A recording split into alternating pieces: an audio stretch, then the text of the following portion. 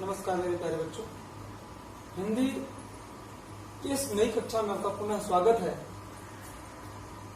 आज पुनः हम हिंदी द्वितीय प्रश्न पत्र अर्थात हिंदी भाषा या हिंदी व्याकरण पढ़ेंगे। अभी तक हमने पाठ 4 तक पढ़ा है। पाठ 4 पिछली कक्षा में हमने पढ़ा था, जिसमें पाठ 4 था शब्द भंडार। इसमें हमने पर्यायवाची शब्द, विलोम शब्द, अनेक शब्दों के एक शब्द, ध्वनिबोधक शब्द, पुनरुक्त शब्द, कई सारे शब्दों को हमने पढ़ा। शब्दों के विविध प्रकार हमने पढ़े और आशा करता हूं कि आपको पूर्णतः समझ भी आया होगा मेरे प्यारे बच्चों। और उम्मीद करता हूं कि आप जो भी आपको पठन सामग्री प्राप्त हो रही है उससे आप भली भांति ध्यानपूर्वक पढ़ रहे होंगे और पूरा मन लगाकर उस पठन सामग्री को आप तैयार कर रहे होंगे। हम पाठ 5 पर आने से पहले सबसे पहले तो हम ये जानना और समझना चाहेंगे मेरे प्यारे बच्चों कि आपको हिंदी में जो भी कुछ पढ़ाया जा रहा है, समझाया जा रहा है, वो समझ आ रहा होगा। मैं समझ सकता हूं कि जो कन्वर्सेशन होना चाहिए, जो आपसे सामंजस्य जो बातचीत होनी चाहिए, वो हो नहीं पा रहा है। उसके लिए मैंने ये सोचा कि अगर कोई भी आपको इस वीडियो में कोई भी शब्द या कोई भी समस्या आती है जो समझ नहीं आ रहा है, तो आपको जो लिंक भेजा जाता है उस लिंक में जाके आप कमेंट बॉक्स होता है, आप कमेंट करके पूछ सकते हैं जो चीज आपको समझ नहीं आ रही। अगर समझ आ रही है तो सब कुछ ओके, फिर आप अच्छी बात है कि आप तैयार कर पढ़ रहे हैं। तो अगर जो चीजें आपको समझ नहीं आती हैं या आपको थोड़ी समस्या आ रही है, समझने में बाधा आ रही है या और किसी तरह की कोई बाधा है, तो आप कमेंट में टिप्पणी में लिख सकते हैं और लिख करके पूछ सकते हैं। ठीक है, आइए हम पढ़ते हैं पाठ 5 वाक्य विचार। पाठ 5 वाक्य विचार। मेरे प्यारे बच्चों, हमने सबसे पहले पढ़ना प्रारंभ किया था वर्ण से। वर्ण भाषा की सबसे छोटी इकाई होती है, हमने पहले ये पढ़ा। फिर हमने पढ़ा शब्द। वर्णों के मेल से शब्द बनता है, सार्थक वर्णों के सार्थक मेल से शब्द। फिर उसके बाद हमने पढ़ा शब्दों के मेल से वाक्य बनता है। आइए अब इस पाठ में हम यही पढ़ेंगे कि वर्णों के मेल से शब्द, शब्दों के मेल से वाक्य और वाक्यों के मेल से भाषा बनती है। ये आपको हमेशा याद रखना है। सबसे बड़ी इकाई हो गई भाषा, सबसे छोटी इकाई हो गई वर्ण, और इस बीच में 2 इकाइयां आती हैं। वो कौन है? शब्द और वाक्य। तो सबसे पहले वाक्य किसे कहते हैं यह हम समझते हैं। पदों का वह व्यवस्थित समूह जिसमें पूर्ण अर्थ देने की क्षमता या सामर्थ्य होती है, वह वाक्य कहलाता है। जैसे अब अगर हमने कई शब्दों को लिखा, मान लीजिए हमने लिखा कि राम वह है। अब यहां पर तो हमने शब्द लिख दिए, क्या वाक्य बना? एक अर्थ मिला, और राम वह है, राम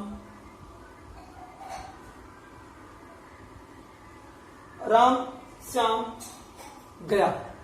अब ये भी ऐसे ये वाक्य तो बन गए, लेकिन क्या इनमें कोई अर्थ स्पष्ट हो रहा है? नहीं। तो वाक्य की परिभाषा क्या होगी? शब्दों का, पदों का वह व्यवस्थित समूह। यहां पे हम थोड़ा सा आते हैं। हमने पिछली कक्षा में, इसके पहले कक्षा में पढ़ा था कि शब्द और पद और शब्द में क्या अंतर होता है, यह हमने पढ़ा था। तो पद और शब्द में अंतर होता है कि जब वर्ण आपस में मिल करके, जब 2 या 2 से अधिक वर्ण मिलते हैं तो शब्द बनता है। लेकिन जब वही शब्द अर्थात जब वही शब्द वाक्य में व्याकरणिक नियमों से बन करके बन जाता है तो वो पद कहलाता है। याद रखना मेरे प्यारे बच्चों, जब वो व्याकरणिक नहीं बना होता, अलग होता है, स्वतंत्र होता है, तो वो शब्द होता है। लेकिन जब व्याकरण की दृष्टि के अनुसार वो बन जाता है तो वो पद होता है। तो यहाँ पे हम शब्द नहीं कहेंगे, यहाँ पे हमें पद पद का है पदों का वह व्यवस्थित समूह जिसमें पूर्ण अर्थ देने की क्षमता या सामर्थ्य होती है, वाक्य कहलाता है।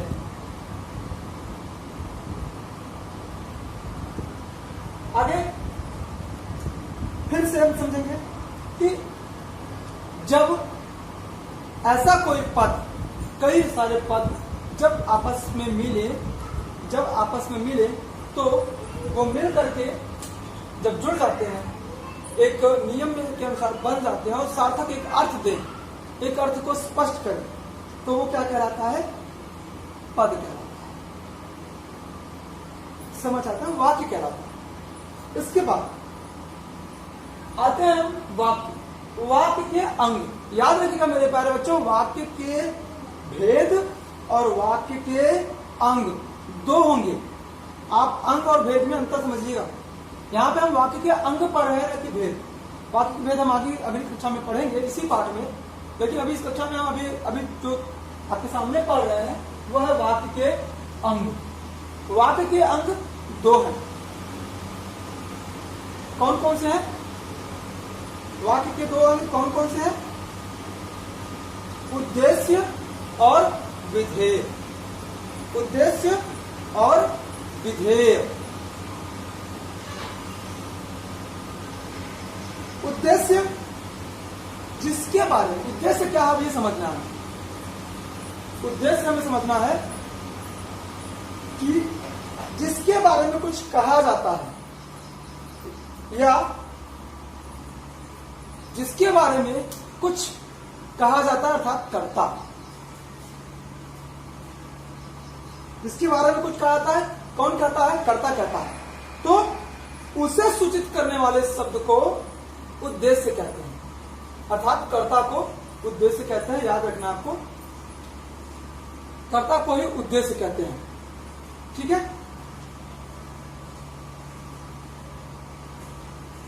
आगे है, जैसे समझना हमको थोड़ा सा कि कर्ता को उद्देश्य कहते हैं, कैसे समझना है हमको। जैसे विराट पतंग उड़ा रहा है, यहाँ पे हमने एक उदाहरण लिया हुआ है। विराट पतंग उड़ा रहा है, तो अब यहाँ पे कर्ता कौन है? कौन पतंग उड़ा रहा है? विराट पतंग उड़ा रहा है। अब तो किसके बारे में कहा जा रहा है? विराट के बारे में कहा जा रहा है। तो उद्देश्य कौन हुआ आपका? विराट। तो याद रखिएगा मेरे प्यारे बच्चों, कर्ता ही उद्देश्य होता है। कर्ता ही उद्देश्य होता है, ये आपको दिमाग में रखना है। कहीं भी थोड़ा सा भी संदेह उत्पन्न नहीं करना है। आगे है विधेय। अगर और हम उदाहरण समझना चाहें तो जैसे कि मां खाना बना रही है, तो मां जो हुआ वो आपका उद्देश्य हुआ और बाकी जो है वो फिर विधेय बन जाता है। जैसे अध्यापिका छात्र को पढ़ा रही है, तो अध्यापिका उद्देश्य हो गई और बाकी विधेय हो गई। आगे विधेय। विधेय विधेय क्या है ये हमको समझने की जरूरत है।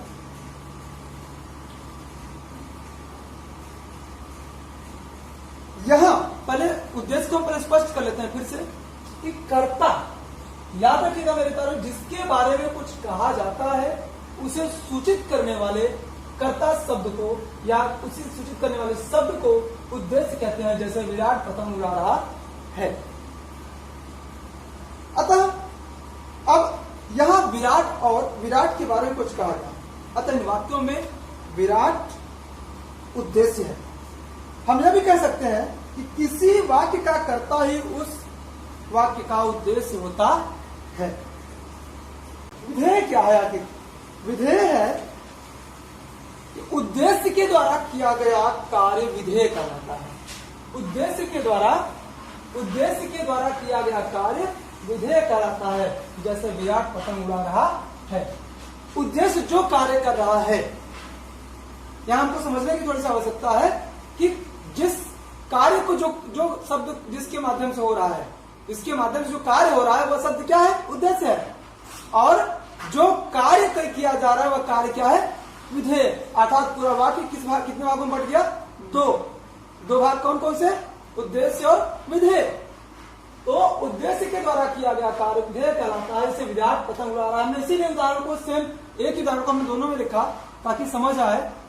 तो विराट यहाँ पे उद्देश्य बन गया, उसके बाद जो बचा वो क्या हो गया? विधेय हो गया। मेरे प्यारे बच्चों याद रखना, इन दोनों में बिल्कुल थोड़ा सा अलगपन है कि ये एक दूसरे के पूरक हैं। विधेय कर्ता के बाद का जो वाक्य है अर्थात क्रिया, और उद्देश्य जो करता है। ठीक है, अब आते हैं हम, जैसे एक और अगर हम उदाहरण ले लें कि प्रियंका के द्वारा प्रियंका अभिनय कर रही है। एक वाक्य है प्रियंका अभिनय कर रही है, तो उसमें उद्देश्य कौन होगा? बिल्कुल प्रियंका होगा, और विधेय अभिनय कर रही है। तो यह है उद्देश्य और विधेय। अब थोड़ा सा इसमें और है कि उद्देश्य का विस्तार। कभी कभी कोई वाक्य आता है आपके सामने कि छोटी लड़की दूध पी रही है, या थोड़ा सा यहाँ पे हम और बढ़ा देते हैं, विराट पतंग उड़ा रहा है। अब यहाँ पे कह रहे हैं कि छोटा कि मोटा, यहाँ पे थोड़ा सा मोटा विराट पतंग उड़ा रहा है। अब आप कहेंगे कि सर यहाँ पे मोटा जो है वो उद्देश्य है विधेय? बिल्कुल। तो यहाँ पे उद्देश्य का विस्तार हम पढ़ेंगे। उद्देश्य का विस्तार अर्थात जो उद्देश्य, जो शब्द सॉरी, जो शब्द उद्देश्य की विशेषता बताए, जो शब्द उद्देश्य की विशेषता बताए वे क्या कहलाते हैं? उद्देश्य का विस्तार। जैसे छोटी लड़की दूध पी रही है, छोटी लड़की दूध पी रही है। जो छोटी लड़की अगर दूध पी रही है तो छोटी क्या हो गई? उद्देश्य का विस्तार। लड़की हो गई उद्देश्य, दूध पी रही है आपका विधेय। यहाँ पे हम देखिए अलग अलग कर देते हैं तो ज्यादा समझ आएगा आपको। यह हो गया आपका उद्देश्य का विस्तार, यह हो गया आपका विधेय, और यह हो गया आपका विधेय। ये उद्देश्य का विस्तार, उद्देश्य, और ये विधेय। ठीक है, अब आते हैं हम विधेय का विस्तार। विधेय का विस्तार, अभी ये उद्देश्य का विस्तार था, अब विधेय का विस्तार। अब विधेय के विस्तार में मूल विधेय को पूर्ण करने के लिए वाक्य में कुछ शब्द प्रयोग किए जाते हैं। मूल विधेय अर्थात जैसे कि दूध पी रही है, समझ आते हैं? जैसे दूध पी रही है, ये आपका मूल विधेय हो गया। अब मीठा दूध पी रही है, तो अब मीठा जो हुआ वो विधेय का विस्तार बन जाएगा। थोड़ा सा देख लेते हैं कि मूल विधेय को पूर्ण करने के लिए, उसको पूर्ण करने के लिए वाक्य में कुछ शब्द प्रयोग किए जाते हैं। ये शब्द विधेय का विस्तार कहलाते हैं। जैसे नीरज अपनी साइकिल से विद्यालय जाता है। नीरज क्या हो गया? विधेय। अपनी क्या हो जाएगा? विधेय का विस्तार। साइकिल से विद्यालय जाता है, आपका हो जाएगा विधेय। अगर हम इसी शब्द को ले ले, इसी वाक्य को ले ले, छोटी हो गया आपका विधेय, उद्देश्य का विस्तार। लड़की आपका हो गया आपका उद्देश्य, और गाय का दूध, तो गाय का हो जाएगा आपका विधेय का विस्तार। दूध पी रही है आपका हो जाएगा विधेय। अब जहां तक है आपके संदेह बिल्कुल क्लियर होंगे, कोई यहाँ पे अकिंचन नहीं होगा, कि आपको समझने में कोई कठिनाई नहीं होगी। ये इस तरह से ये वाक्य है, वाक्यों का जो विस्तार होता है। इसी में आता है वाक्य विग्रह। वाक्य विग्रह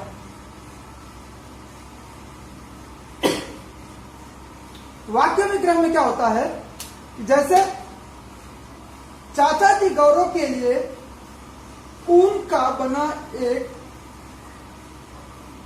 कोट लाए।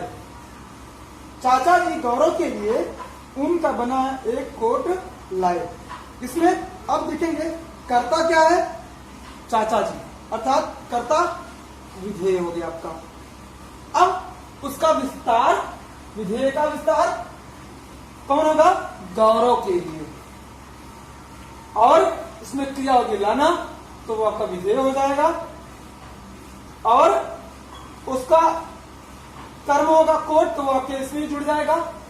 और कर्म का विस्तार उनका बना एक, तो आपका बाकी पूरा चल जाएगा, वो उद्देश्य विधेय का विस्तार। इस तरह से मेरे प्यारे बच्चों और भी काफी सारे प्रश्नोत्तर है जो आपके दिमाग में अगर आ रहा है, कोई भी प्रश्न आ रहा है, तो आप इस वीडियो के, जिस वीडियो में आपको जो कठिनाई आए, जो संदेह आए, जो आपको समस्या आए, उसके आप टिप्पणी में आप लिखिए और पूछ सकते हैं, आपको उसका उत्तर मिल जाएगा। और इसके अलावा इसके साथ मैं पाठ 4 का आपको कार्य भेज रहा हूं। पाठ 4 के अभ्यास कार्य को प्रश्नोत्तर सहित उत्तर पुस्तिका में लिख करके याद करना है। पाठ 4 का जो अभ्यास कार्य होगा वो मैं आपको दिखा देता हूं, एक बार आपको समझा भी देता हूं। वो आपको ये होगा, देख लें एक बार।